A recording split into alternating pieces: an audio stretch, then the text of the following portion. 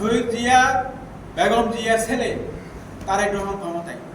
এখন আমাদের প্রত্যাশা হবে যে বাবা এবং মার যে আদর্শ, সেই আদর্শ যদি তারেক রহমান ধারণ করতে পারেন, সেই আদর্শ ধারণ করে তিনি দেশ পরিচালনা করতে পারেন, ওনার শত্রু, চরম শত্রু আছে। কারা?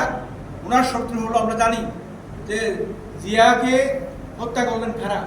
জিয়াকে হত্যা করলেন যারা ভারতপন্থী, ভারতীয় যে আধিপত্যবাদ, ভারত যে এখানে এই দেশটাকে শোষণ করতে চায়, ভারতীয় পুতুল সরকার এখানে প্রতিষ্ঠিত হবে, ভারতীয় পুতুল সরকারকে এখানে বসিয়ে ভারত আমাদেরকে শোষণ করবে, তারাই প্রেসিডেন্ট জিয়াকে হত্যা করছে।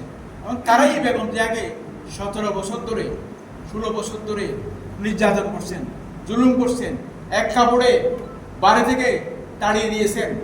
এটা সম্ভবত বাংলাদেশের ইতিহাসে কোনো প্রধানমন্ত্রীকে এক কাপড়ে নিজের বাসা থেকে তাড়িয়ে দেওয়ার, মানে এরকম কোনো কুকুরকেও তাড়িয়ে দেওয়া, এটা আমরা সবাই জানি ইতিহাসগুলো। আমার বক্তব্য হলো যে আমরা সবাই আল্লাহর কাছে দোয়া করি, আল্লাহ পাক যেন তারেক রহমানকে এই বোঝার শক্তিটুকু দেন যে আমি পিতার আদর্শ থেকে বিচ্যুত হব না, মাতার আদর্শ থেকে বিচ্যুত হব না। যদি বিচ্যুত হন, এটা আমরা কামনা করি না, যদি হন তাহলে ইতিহাসও তারেক রহমানকে ক্ষমা করবে, নিশ্চয় ইতিহাসও তারেক রহমানকে একটি প্রত্যাখ্যান করবে। যেমন আমরা বেশি দূরে যাওয়া দরকার নেই, 2024 সালের যে অভ্যুত্থান, জুলাই 21-এর অভ্যুত্থান, আমরা কি কেউ চিন্তা করছিলাম?